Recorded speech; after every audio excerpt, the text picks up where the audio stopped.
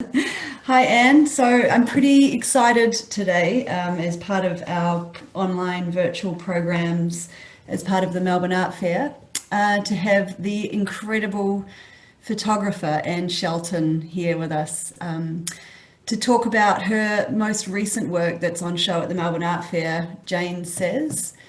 And Anne and I have worked together in the past, and I'm just so excited that we're able to profile her work here in the virtual world and for our Melbourne audiences.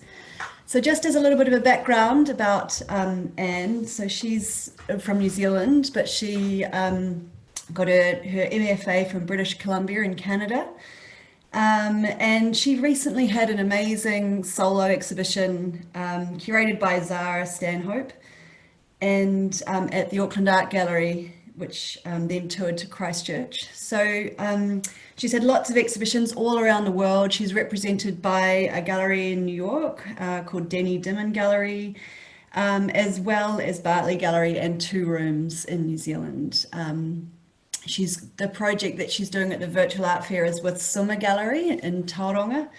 And welcome, Anne. We're so thrilled to have you. I've worked with Anne before. I curated an exhibition with her work in it at the Adam Art Gallery in Wellington many moons ago. So it's very exciting to be back with you, Anne. So welcome. Kia ora, it's welcome to be here.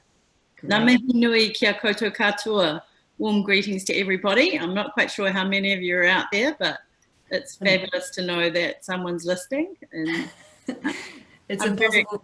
Yeah, this is the thing. It's impossible for us to have any idea who's listening, and so let's just have a conversation, because as I say, it's so great to catch up with you again.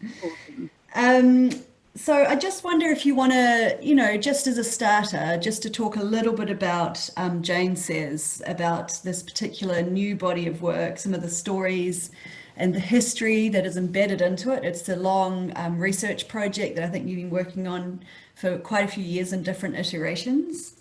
And I just wonder if you want to give us a bit of background about this project, and I'll just flick through some of the images if I can. So Jane Says is an ongoing project. I've been working on it since about 2013 or 14, and the first images were published, I think, in 2015. And these works that are for the Melbourne Art Fair virtual booth are 7 new works that were produced over just this summer, just gone. So they are sort of representative of abortifacients or amenagogues that I hadn't been able to source previously, or hadn't got around, hadn't had a good supply of. So just as a bit of background, sorry to jump in there, but just as a bit of background, so these plants that are featured in these Ikebana styles are medicinal herbs that are meant to either bring on abortion or to protect and enhance, or for women to control their own reproductivity. Is that the underlying story? The series is about plants that have got a relationship to the history of women controlling their own reproduction. So the histories that circulate around women's bodies in relation to contraception and fertility. And an amenagogue is a plant that will bring on menstruation, and abortifacient is a plant that will end a pregnancy potentially. And obviously, many of these plants are poisonous and dangerous, so you don't want to mess around with them. And some of them are also included for other reasons, because they were part of tonics or recipes that I found that related to processes of trying to control fertility or trying to end a pregnancy. So, for instance, opium, which you see here in the work called The Nurse, was obviously used in a lot of tonics and tinctures, but isn't necessarily an abortifacient or an amenagogue. It would have been included for its other properties as a sedative. Right. So I'm looking at the kind of area around these plants as well as the plants themselves. So plants that have a history of being utilised in those kinds of medical tonics. Yeah. And so how far back does this history go? How far back have you been able to trace this kind of use of herbs to control female reproduction? Well, there was a plant, it was a giant species of fennel called silphium, which was traded into extinction because it was so popular as a contraceptive in markets in Roman times. And Wow. so it was featured on coins at that point in history, and it was sold for more than gold was sold for. So so the histories around these plants are really, they go endlessly back into our history, Yeah. and our cultures, and obviously they've been used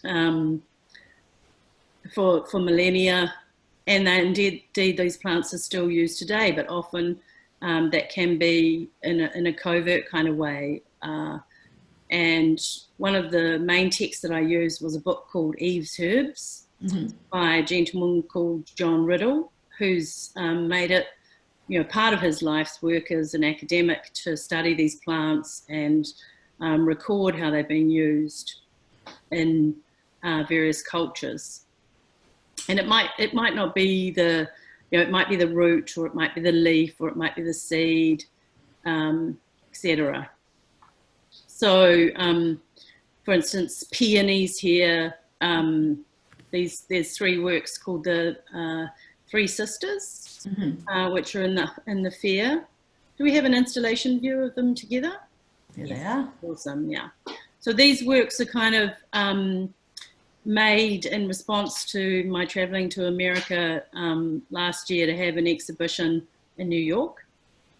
And in response to the kind of conditions there and some of the things that were going on at the time, the central image is called the Congresswoman. And it reflects my kind of thinking about the amazing group of diverse congresswomen that were elected at, I think it was the 19th Congress. Yeah. And then on the left is the party girl, and on the right is the influencer. Amazing. So, I'd sort of watched a documentary about the Fire Island debacle, where, all these like young models had kind of told everybody this party was happening in the Bahamas, and quite an incredible kind of story. So, I was reflecting on that time I'd spent in America and the incredibly polarized debates around women trying to control their own bodies and having control of when they choose to reproduce. And so what is the peony? What does the peony have? The peony has a history as an abortifacient in Chinese culture, or as an amenagogue. Right. Yeah. And so that's really interesting. So you've got these, these kind of contemporary archetypes of women that are in the media in America. There's the influencer, the congresswoman, and the party girl, all who have varying degrees of efficacy in terms of the influence they can have on political structures. Yeah. Was that something you were thinking about? Like, the levels of control that we might be able to exert not only over our own body, but over society more generally? Yeah, I wanted to bring those, definitely. I mean, with the congresswoman, that I'm definitely thinking about that. With the influencer, I'm thinking about the agential female body, Yes. the power, the incredible power of the female body on lots of different levels, politically, physically. So no, that's I definitely was engaging with that when I made these 3. It's interesting thinking about the party girl and the influencer as having that kind of agential power as well. Like, dubious or not, they do have an influence over, they are influencers, they do have some sort of power. So it's interesting to bring that into the discussion about, female archetypes, right? Yeah. The earlier works actually have much more sort of historic archetypes that they're named after. So the earlier works in the Jane Says series, there are things like the courtesan, or Right. yeah, the floozy, or Yeah. so.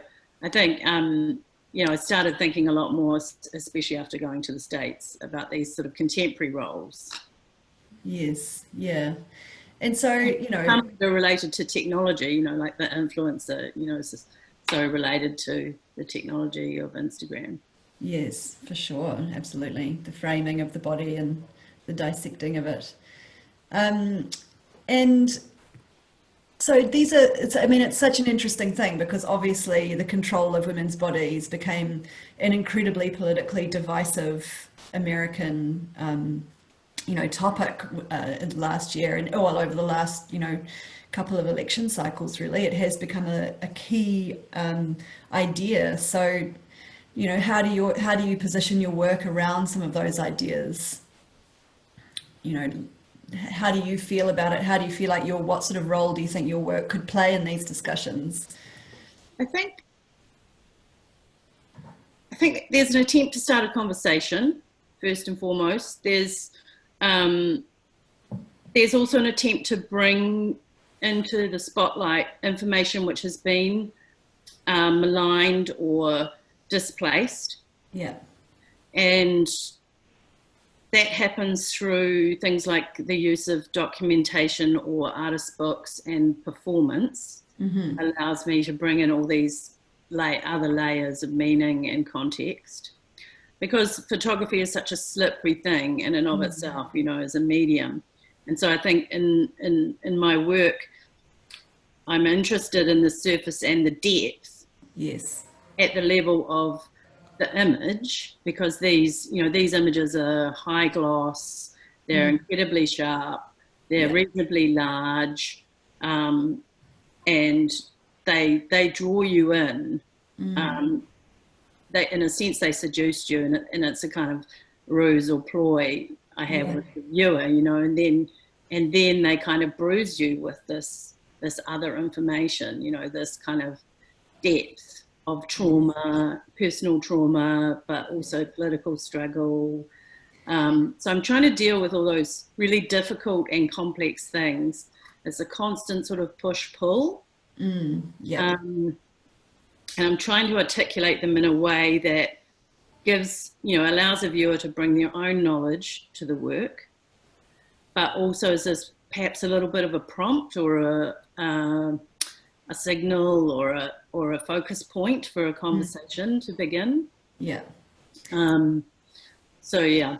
And I think your choice, to portray or depict arrange these, potentially lethal, very powerful medicinal herbs and plants in an Ikebana style. I mean, Ikebana is the ultimate kind of controlled nature.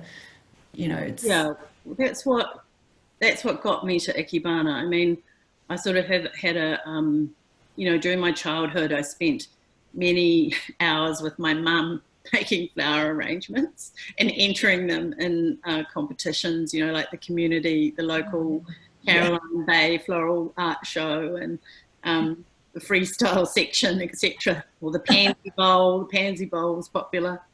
So I've always loved working with plants. And I had this collection of Ikebana magazines, which I'd kind of carried around with me to numerous flats, and coveted these amazing 60s and 70s Ikebana international magazines. And then this just seemed the right place to bring the two things together and explore that confluence. Because as I learned Ikebana, and I did learn Ikebana to make these works, although I wouldn't call them Ikebana because they're influenced by Ikebana, but I'm by no means an Ikebana specialist because, people who train in Ikebana. What are the key principles of Ikebana? Do so for years, well,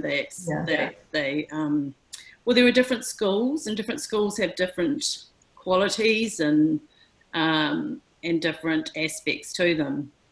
For instance, this image here, which is called The Witch, features pennyroyal, which is a tiny, tiny plant. It's like the little leaves, the little green leaves you can see there are about 3 millimeters long and about 2 millimeters wide. And I tried to photograph it for about 3 or 4 times over 4 years. And I always failed because I just couldn't work out how to deal with it as a thing, you know. So just this last summer, I found that amazing little bit of stick, which is actually tiny because the little jug is only about 10 centimeters high. Wow. And finally found the way to assemble it. But yeah, ikebana, the thing, you know, when you make ikebana and when you're learning ikebana, you know, you take, like, for instance, one thing, you might take all the leaves off a branch except one. Yeah.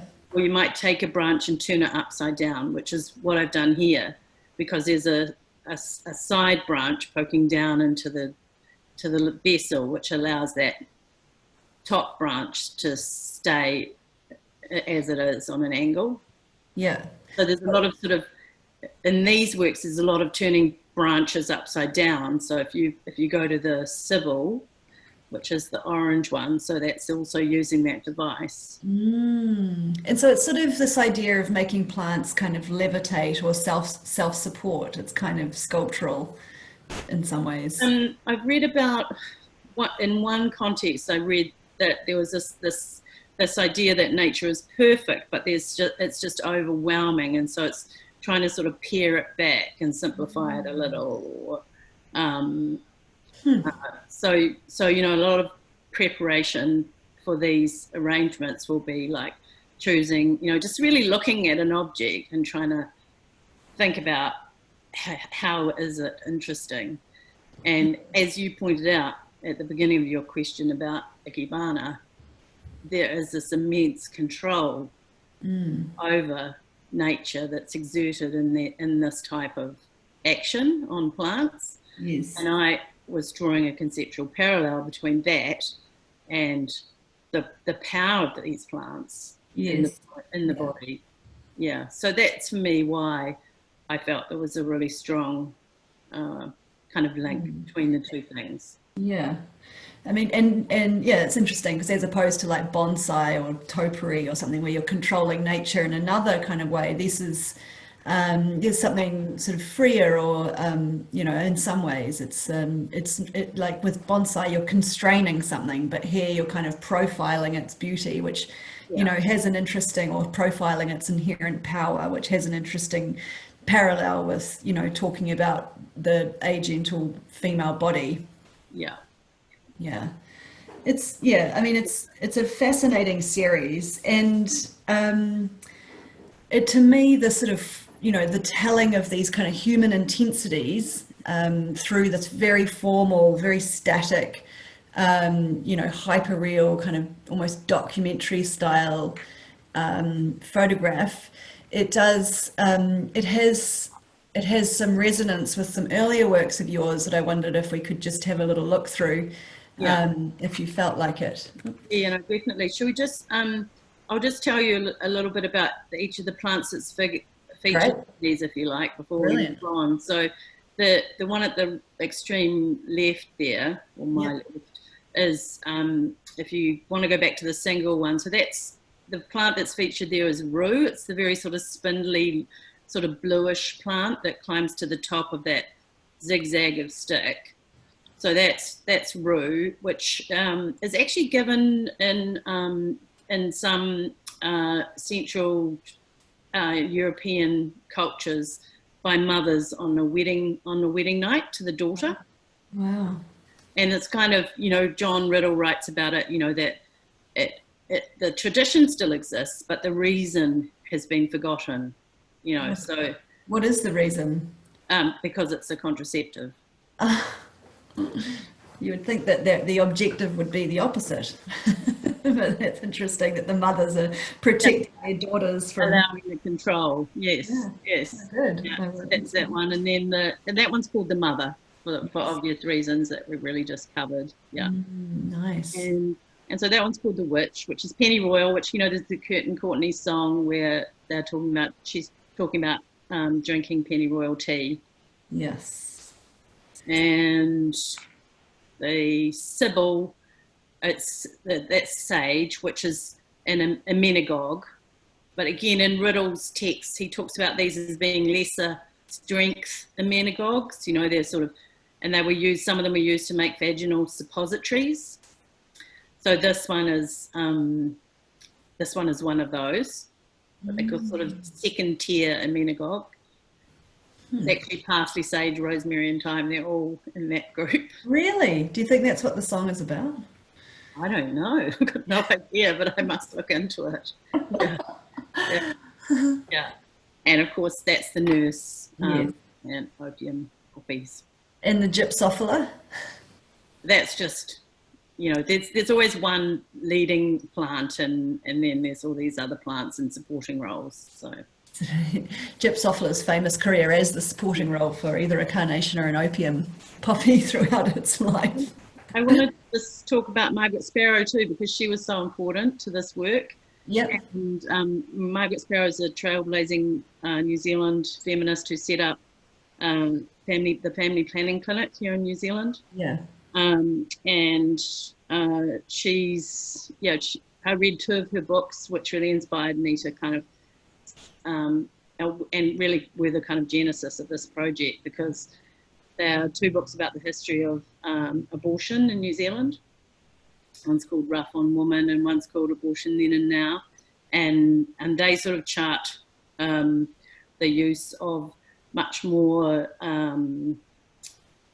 sort of negative kind of concoctions for trying to get, you know, to end pregnancy. So the use of poisons that were being sold by charlatans and colonial times, etc., and the kind of trauma of that. And a lot of the primary research in the books is done from obituaries, reading between the lines about women who died from botched abortions. And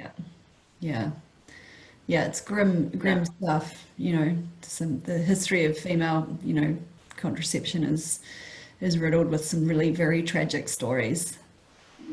So in a sense, you know, when I was interested in the idea of making a plant arrangement being a kind of domestic activity, you know, which is one of the reasons why I wanted to use the this sort of genre, I guess, of still life, but also, you know, thinking back to the history of the way that still life has operated, but also to women's roles in the home and thinking about plants in relation to the domestic environment. Yeah. Well, I mean, it's so interesting because they, you know, these very static still life works belie the intensity that's inside them, and you know, they tell these incredibly rich stories, really nuanced stories of you know, of female containment, but also female self-control. But also within that are these personal narratives of the people who, you know, died or suffered, you know, either because they had access or didn't have access to contraception. And, you know, it does talk to your surface and depth idea that you were talking about earlier, whereby photography has this very interesting way of objectifying, in some ways, its content. And, you know, throughout your work, you seem to have always played with that or bridged that, you know, or really exemplified that gap between the intensity that's inside your subject matter and then this quite clinical, objective methodology that you've used in your photography. You know, and it's interesting that you worked for a while as a photojournalist, right?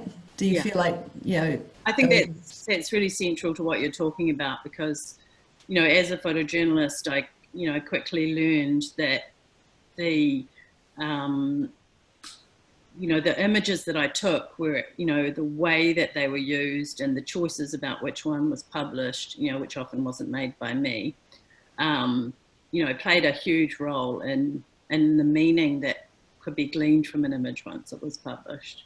And I kind of became very interested in what happens if you displace people out of the image. And so the works are still very much about people and their stories and their lives and their traumas.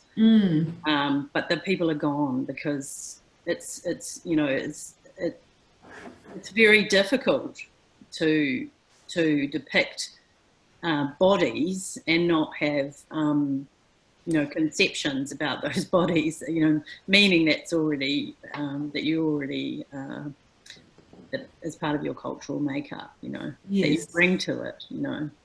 So I think yeah, thinking about that sort of strategy of displacing the body is critical. And can you see your website up now? Yes. Yeah. So there's, you know, well, perhaps we'll talk about this performance, shall we? That operated as part of this project in New York, and then you did it again in New Zealand. Yeah, so it was performed a number of times at Auckland Art Gallery, and then it was performed in Sydney at the Paddington Town Hall as part of an exhibition called Inside, and then it was performed in New York. Yeah. Should we just play a little bit of this video? Cool. Yeah.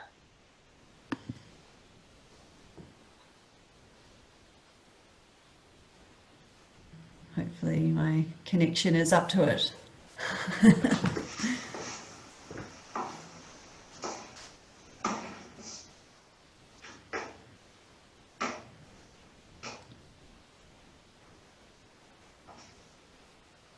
Favorito Emilio N. and Bailey Kurt, 1995. The Silphium Connection, Vacillator.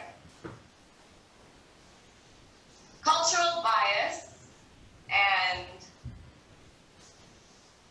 societal hubris have long clouded the vision of scholars, rendering most unwilling to even consider, never mind acknowledge, that ancient cultures possessed the means and the knowledge to do what until very recently was beyond the capabilities of modern medicine. As a result, for centuries, scholars dismissed ancient accounts of certain plants that provided an effective means of birth control. It is widely accepted that information regarding birth control was orally transmitted, and therefore, as a consequence of the persecution of witches, who were often female midwives, herbalists, and healers, much of this information was lost. Marion, a leading naturalist, was bold to travel to Suriname, then a Dutch colony. I'll just stop that there. And if anyone wants to see that, that is available on Ann's website. So she's quoting extracts, is she, from ancient notebooks or? Oh. Oops, I muted myself during that. There we are, I'm back. She's quoting from various texts. The performance is assembled out of my research around this area over several years, and so I've utilised medical texts, cultural analysis, feminist texts, religious critiques, all sorts of different approaches, I guess, and disciplinary interpretations of material around these plants. And I've already mentioned a couple of the key ones. And so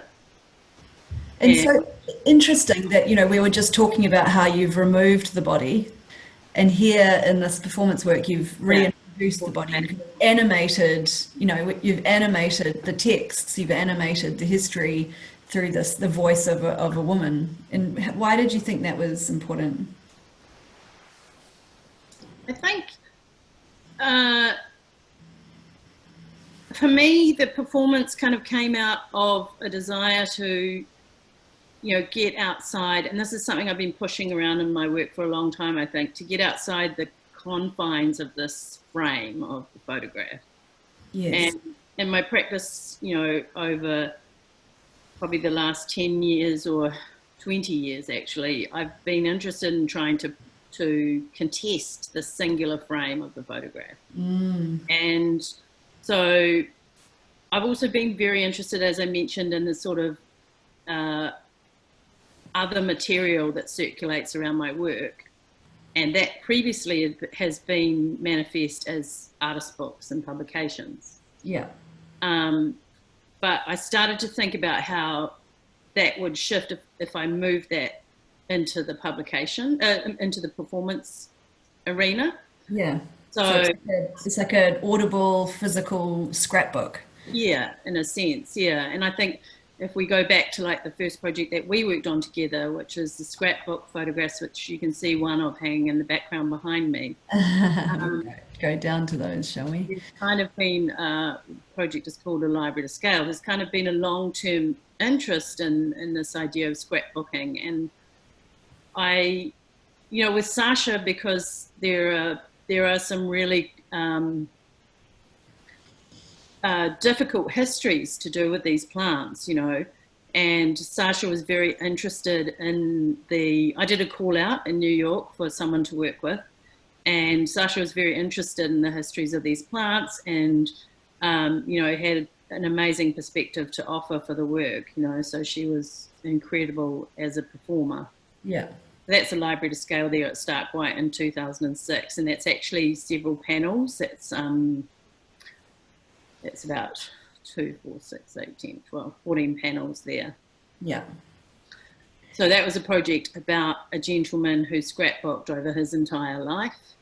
And he assembled his scrapbooks into idiosyncratic topic areas like heart transplants, homosexuality, the Govert Brewster Art Gallery, etc., etc. And they would just be everything from newspaper clippings to everything he could find that related to that subject, right? He actually, these are primarily newspaper clippings, but he did collect other ephemera too and assembled those into books, although they tend to be kept separately with his family. I've got a lot of those. Right. Yeah. Whereas these are all housed at Pukeariki in Taranaki, which is the local museum. Yeah. So I think the performance is kind of, you know, is this all that sort of scrapbooked information jumping, you know, pushing out into a more physical and tangential kind of presentation. And I think, you know, like it's been amazing, you know, watching people's reactions to the performances. And, you know, in Sydney, someone came up to me after the performance and said that, you know, it had completely changed the way that they related to plants. Really? And, you know, it's just it's such a, you know, obviously the body and the speaking body is such a powerful thing. And conceptually, it's really important to this work as well. So the female body, you know, as the articulator of that knowledge, yeah, and the repositioner of it is critical. You know, Sasha and I went right through the texts, and we did a lot of added a lot of editors' notes into them. So where they were racist or where they were offensive, we put little editors' notes and little corrections into them, which she would read out. So so we worked through that together, and so there's a sort of little bit of intervention in some of those texts, some of which are very old-fashioned, of course. Yeah. How long were the performances? It's sort of, I've done them as sort of 15 minutes, and right. Yeah. I've also done them as, you know, more like 25. I mean, it's such an interesting departure from something like this where, you know, here you've got some very personal collections of information that have been, you know, compiled and indexed in these very, like, you know, it's sort of, you know, it's a photographic web rhizome, really, and in terms of these repositories of very specific knowledge. And then that's been removed, once removed, and then removed again through the photographic process. so that there's these levels of distance. However, then with the Jane Says performances, it's flipping that entirely on its head. As you say, through channeling that information through a woman's living, breathing body, using her breath, creating the cycle between the plants, the performers, transmitting some kind of connection that creates connection with the material. Here it's sort of like we're being distanced from the material. There was also part B of a library to scale, which I think some of it was also in your exhibition, wasn't it? Yes. Which is the video works. Videos. Yes. To open up the material a bit more. That's right. But I think, there is this sort of play of control and opening and personal and public and surface and depth that I'm always looking at. Because the work is about these very complex social phenomena, then it's nothing very simple. No, that's right. And, at this point, I wonder if we can just talk a bit about another kind of earlier work, which is the public places. Do you mind talking about that one? Yeah, no, that sounds great. I just feel like it, in terms of a documentary photograph that seems very formal, very static, but in fact it's capturing something really intense, something, traumatic. Do you want to talk a bit about some of these works? Yeah, I can just introduce a couple of them. So that's Doublet, that one, which is After Heavenly Creatures, which is the approximate, or at least approximate in relation to my bad detective work, scene of the crime in the Port Hills, where one of two young girls killed their mother with a brick in a stocking in New Zealand in the 1950s. And it was a sort of horrific murder that sort of pierced the social etiquette of Christchurch City at the time. And one of the girls was the daughter of the rector of the university. And so it was very kind of, it's a story which kind of, I guess, somehow leads the way for this identity of the South Island in terms of its status as a bit of New Zealand Gothic, Yeah. And so what happened is that when I was doing my master's in Vancouver, I was looking back at New Zealand and thinking about New Zealand from afar and thinking about the narratives that were exported about New Zealand. And Peter Jackson's film Heavenly Creatures was one of the sort of, very prominent cinematic manifestations of that idea. And you also see just below that is an image called The Black Batch, which is about the Bone People, which is a Booker Prize-winning novel by Kitty Hume, which is also about family violence, domestic violence. Is this actually, an approximation of the setting from the book, or is this? It is one. It's one of the settings. Yeah, that's the Black Batch. Wow. Yeah. So I was looking at New Zealand from afar. I wanted to look at these sort of roles of women that didn't conform to what femininity was supposed to be. Yes. So I was looking at all these different stories across New Zealand, but also in other countries as well, where women had kind of ruptured this idea of femininity, or the stereotypical idea of femininity. And so they all have a violence in the narratives, and they're all sort of compounded either through like a novel or a film, or and they all, fiction and reality conflate in all of them. That there's a lot of factual material that fed into the book, like the Bone People, is cited in some real locations in New Zealand. Yeah. But also it has its fictional components, and the Peter Jackson film, it's based on a lot of research. So I was looking at that idea of how fiction and reality can conflate, and how those sort of stories become compounded. And the doubling, do you want to talk about that? Yeah, so there's a lot of ways to think and talk about the doubling. Some of the primary kind of things I was thinking about, I was thinking a lot about binary hierarchies when I was making this work, her, him, etc. There's always one component of the binary is always elevated over the other, gay, straight, husband, wife, etc. And that's how I came up with this idea of splitting the image in two and kind of trying to break apart the monocularity of photography, and also just having them framed in two separate frames, so there's actually physically a gap between them. So I'm trying to interrogate the actual form of photography, which of course the frame is a really critical part of, and make that a subject in the work as well as the content.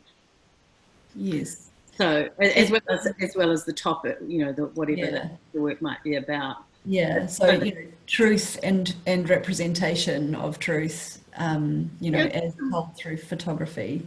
The role of photography is a kind of really powerful kind of force in our lives, and the way that it functions, and what the history of this idea of a single image is, you know, what happens when an image is split. And if I'm standing in a museum behind people looking at one of these images, you know, often the conversation will go something along the lines of which is the right one, you know, which one is the right way round. And so that, you know, that really sort of illustrates this sort of sense of hierarchy. Yes. And if you take it back to something like Cartier-Bresson's idea of the decisive moment, or, you know, that you might capture a moment in time which says everything you want to say, you know, whereas I'm trying to sort of chuck that idea out and say, well, you know, look, there's all this stuff in here that we bring to it. And I think that sort of sense of emptiness belies the density of the material that is sitting but just behind the surface of the photograph. And so, you know, it is interesting in some ways. It is like you are constantly testing the medium's efficacy and its ability to carry, you know, information and intensities and stories. You know, it's like you're constantly pushing it around, trying to test a different way of perhaps embodying some of that information. Yes, because we've seen photography attempt to do it in, you know, the slice of life moment, and we've seen the results of that, you know. We've seen that, you know, we can be easily very alienated by difficult images. You know, I think Zara, when she first curated this work, Zara Stanhope, into the survey exhibition, which was called something slow something. Can you remember what it was called? Dark Matter. No, that's the first one. Oh yeah. First iteration. The survey at Monash of Australian and New Zealand. Yeah. No, I can't remember. Sorry. Slow release. Yeah. And so she wrote about that idea of it sort of being like this slow photography, you know, where it took you a bit of time to kind of come to rest on what it was about, you know, rather than it just sort of giving you everything. Yeah. It's sort of attempting to make room for a viewer as well. Yeah. Well, that's right. And even the conversation that you overhear in the gallery of, you know, which one is the real one? It is making people, you know, it's introducing people to the very fundamental question about representation in photography. You know, is it real? How authored is it? You know, what sort of rhetoric goes into the framing? You know, what's outside the frame? What's inside the story that we're not seeing? And so inviting people to start questioning the sort of factual accuracy of photography is the first step in making people aware of, you know, the multiplicities that go into these kinds of, you know, portrayals of ideas and moments, as you say. So it's a really clever strategy. this one, I reckon. So we probably should start wrapping it up, I think. But I wondered, I don't know if there's something else you want to talk about. I've just got one more question, but. No, I think that's been great. It's been wonderful to engage with you about the work. Thank you. Just out of curiosity, I was just, I've just been thinking a lot about how framed our lives are, like with this particular format even, and just increasingly in lockdown, you know, we're mediated through frames constantly. You know, the frame of my desktop is informing how people think of me. But, you know, these very rigid frames are mediating our connection with the world. And, you know, I just wondered if you had any perspectives as a photographer with such, you know, obviously in-depth understanding about framing and how this is playing into, or what impact or outcome some of this, you know, mediated connection might have on us. You know, have you thought about that at all? Yes, well, of course, because all my exhibitions were canned or postponed, or so, you know, and then there's the sort of requests for, you know, studio videos and virtual fairs, Zoom meetings and Zoom presentations, and which has been fantastic. But I think, you know, obviously we're never going to be able to present an experience like the physical experience of art in the gallery. You know, it's just something that you can't digitally convey. But at the same time, I think, you know, having all these new ways of communicating do present incredible opportunities as well. So yeah, I mean, it's, you know, here they use the term social distancing, you know, which is this incredibly alienating language. You know, when in actual fact we're spending more time looking at each other through these screens than we ever would in the past. There's way more meetings than there ever were. So it's just an interesting, you know, it's an interesting moment for us as we try and... No one knows if we've got pajamas on. No, it doesn't matter. What sort of chaos is just outside the frame? You know, it seems quite photographic to me. It seems like something that, you know, photographers might have an unfair advantage over the rest of us.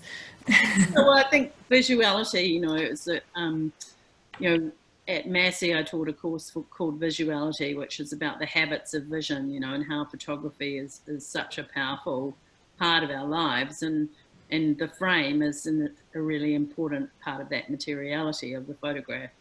And once it shifts on, you know, shifting onto the screen, and to the multiple screens, and, you know, we all have, like, you know, I'm terrible at having hundreds of windows open on my computer at one time, you know. There's this multiplicity of the frame. Yes. So it's kind of fragmenting and multiplying, which is, you know, another technological kind of driver in development. Yeah. Yeah, I don't know if it's going to be operating in the way that photography always has, you know, obscuring and revealing according to, you know, how the frame is constructed by the people in it. In this, yeah. Yeah, I think there's a lot to think about in that domain, in that track. It's something that, you know, is certainly, you know, a growing field of thought, I think. Yeah. Well, thank you so much, Anne. It was lovely to reconnect with you, and it's so exciting to be showing your work, and, you know, I look forward to talking more with you soon. Thanks so much, and yeah, looking forward to the physical fair. I know, won't it be great? February next year, when we can actually, you know, feel the effective power of artwork again. Yeah. Kia ora. All right. See you. Thank you. Bye. Bye.